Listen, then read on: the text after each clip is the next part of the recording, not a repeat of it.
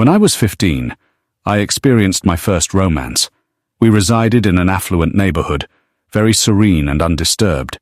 My girlfriend, Casey, lived just 2 blocks away, allowing me to walk to her place almost every evening.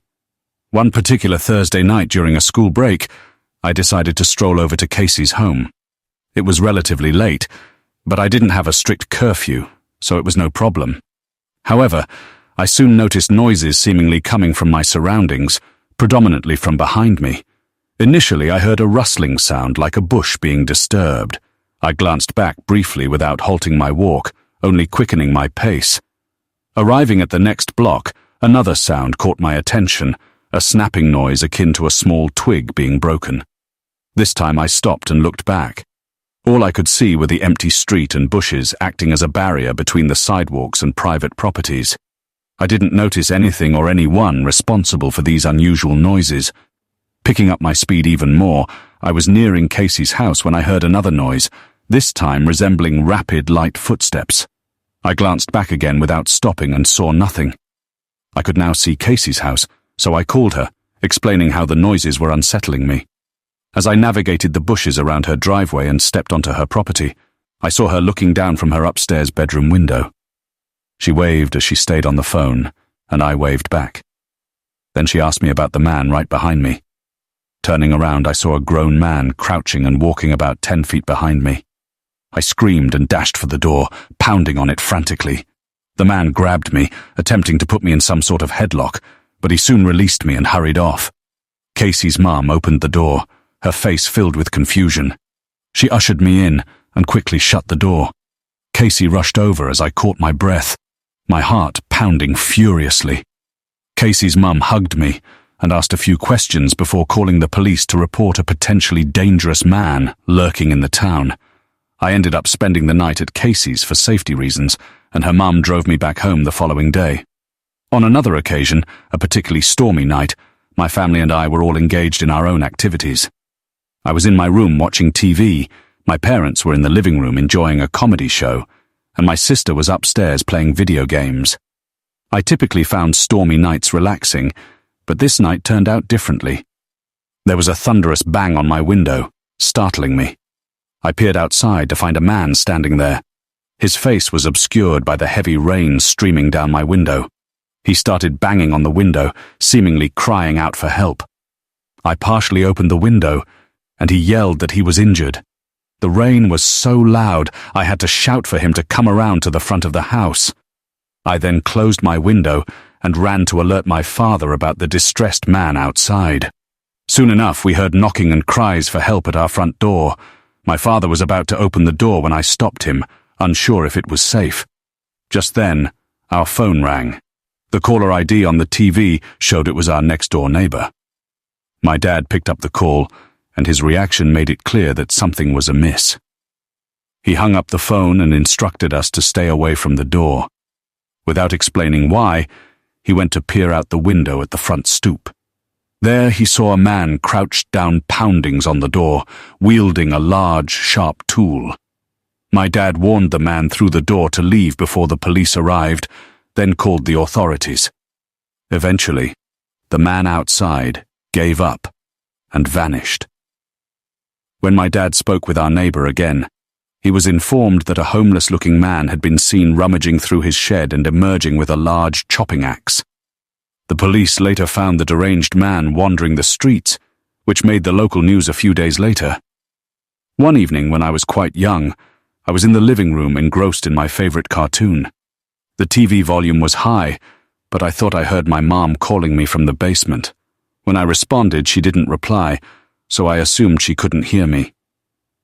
I heard her calling again, so I headed down to the basement. The lights were off, and halfway down the stairs I called out to my mom. When she didn't respond, I knew for certain she wasn't in the basement. As I started back up the stairs, I heard my mom's voice calling me from the basement again. I looked into the darkness, then rushed up the stairs, crying out for my mom. She quickly came down from upstairs, and I told her about the voice in the basement that sounded just like hers. She assured me she hadn't called me and went to check the basement to reassure me. But I wasn't reassured. I knew I had heard what I heard, even if she didn't believe me. My grandpa recently shared a story with me about a time he was walking his dog, a small Boston Terrier named Sherry, named after a deceased friend of his. My grandpa lives a couple of hours away on a farm with his wife, Mary Ann. Every day, Mary Ann would walk Sherry in the morning, and my grandpa would take her for an evening stroll along a dirt path that ran alongside the woods near their property. During one of these walks, my grandpa encountered a stranger on the trail. Sherry barked and pulled towards the stranger, as dogs often do. My grandpa greeted the stranger, who was wearing a large hood, but the stranger continued on without acknowledging him. Sherry kept looking back and barking at the stranger. Eventually, my grandpa noticed the stranger hiding behind a tree in the distance and following them. Picking up his pace, he reached for the pepper spray he always carried in his coat pocket for safety. As he neared his house, he heard rustling sounds just behind him. Before he could turn around, he felt a gloved hand cover his mouth and nose. He could hear Sherry barking and biting at the stranger, which seemed to loosen the man's grip slightly. My grandpa managed to pull out his pepper spray and discharged it repeatedly, even after the man let go and started screaming. My grandpa hurried back to his house as fast as his age would allow. Thankfully, he was unharmed. I spent the first 14 years of my life in California, in a neighborhood known for being a territory of the Crips, one of the largest street gangs in Los Angeles. My best friend, who I affectionately called Stevie D, lived just 2 doors down. We usually spent our time riding our bikes around town or playing video games. When we were 12, we decided to explore a known abandoned house in our neighborhood one night. As we approached the house, Stevie pointed to a window and said, "Look!" I moved my bike closer to the window and saw a face peeking out between the curtains. We stared at it for a while, noticing that the face didn't move at all. As we moved closer, we realized it was a fake head, suggesting someone had broken into the house to place it there. Being the adventurous kids we were, we decided to sneak into the house through the unlocked back door. Inside the dark house, we made our way to the living room to inspect the fake head by the window. The room had a horrible smell, and when I picked up the head from the windowsill, I immediately dropped it. It was surprisingly heavy and felt like real skin, and blood was seeping from it onto the floor. It was a real human head. We heard creaking sounds from the ceiling above, as if someone was descending the stairs, and we ran out of there. The news spread around our area that the head belonged to a victim of the Crips, who had seemingly placed it there as some sort of message. It was likely that the person who placed the head there was still in the house when we were there. Last year, around 9 p.m., a man showed up at my door. He rapped on our door, which startled me.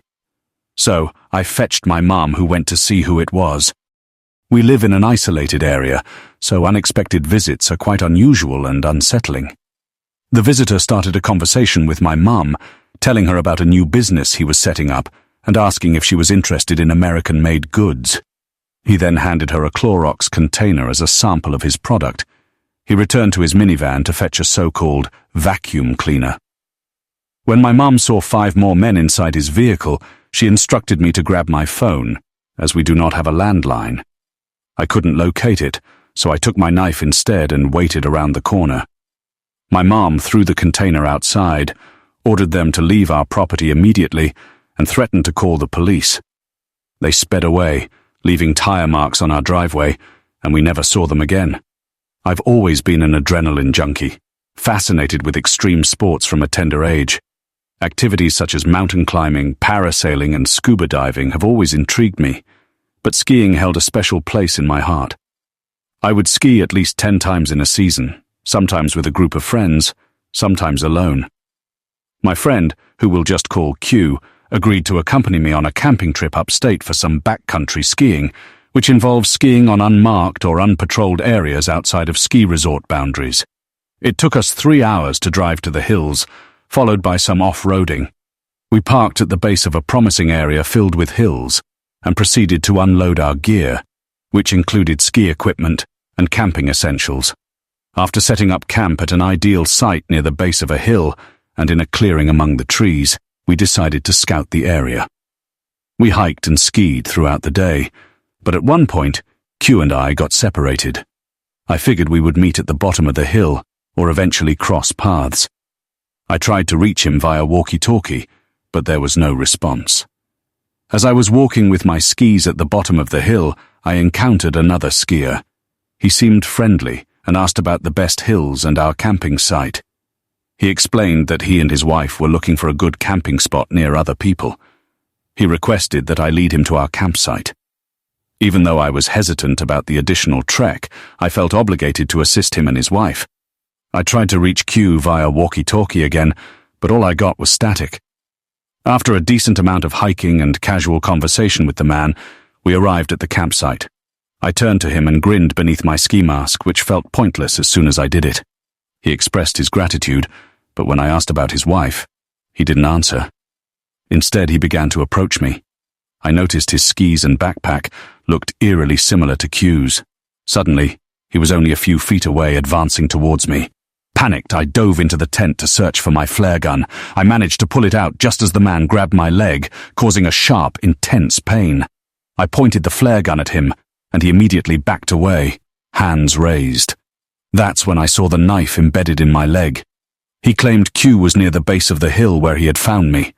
I ordered him to stay put while I called 911, but he escaped while I was on the phone. Eventually, a rescue helicopter arrived and located Q unconscious on a hill, having also been stabbed and robbed.